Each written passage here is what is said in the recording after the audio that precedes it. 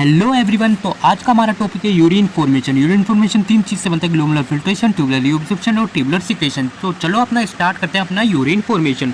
तो हम पहला अपना लेते हैं ग्लोमेरुलर फिल्ट्रेशन। देखो आप यहाँ पे देख सकते हैं डायग्राम है, नीचे क्या है बोमन कैप्सूल्स, और यहाँ पे एक आर्टरी आती है एफरेंट आर्टरियल, और एक इधर की आर्टरीज होती है वो होती है इफरेंट आर्टरियल। तो हमने एक ब्लड लाए, हम 1200 ml ब्लड हमने यहाँ से एकदम हाई स्पीड से एफरेंट आर्टरियल से यहाँ पे बाउंड कैप्सूल की तरफ भेजा। बाउंड कैपिलरीज होती है इसके अंदर, जो कैपिलरीज होती है यहाँ पे, अब वो फिल्टर होगा। अब जो ब्लड होगा वो कुछ आगे तो एफरेंट आर्टरियल से चले जाएगा 575 ml, और जो बचा होगा 625 ml। अब यहाँ पे एक मेम्ब्रेन लगी रहती है, यहाँ पे आप उस मेम्ब्रेन को हम कहते हैं स्लिट मेम्ब्रेन। अब उस स्लिट मेम्ब्रेन से वहाँ पे जाके वो फिल्टर होगा, जो यहाँ पे आएगा स्लिट मेम्ब्रेन से फिल्टर होगा कितना 125 ml पर मिनट फिल्टर होके वो नीचे आ जाएगा नीचे की तरफ।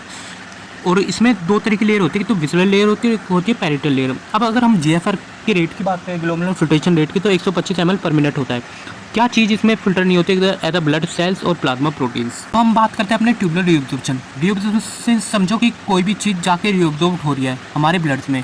अभी हम यहाँ पे एक डायग्राम देखते हैं, ये क्या होता है, हमारे पीसीटी होते हैं, पीसीटी, और इधर क्या लग रखा है हमारा फिल्ट्रेट से हमारी ब्लड में जाके कुछ चीज़ें रीअब्जॉर्ब हो रही है। और कौन कौन सी चीज़ें वो रीअब्जॉर्ब हो रही है, वो होती है हमारी glucose, amino acids, sodium, potassium और यूरिया। कुछ 50% यूरिया हमारे ब्लड में रीअब्जॉर्ब होता है। तो it is a process of which useful component of filtrate are again reabsorbed into the blood and they are prevented from going into the urine।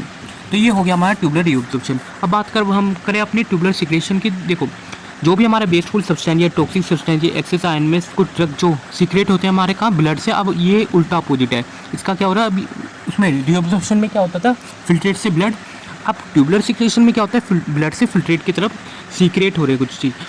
और क्या चीज़ वो सीक्रेशन हो रहा है, तो H+ आयन, अमोनिया, यूरिया और कुछ क्रेटिनाइड्स, ये जाके हमारे ब्लड से फिल्ट्रेट में पीसीडी में जाके सीक्रेट हो रहे हैं।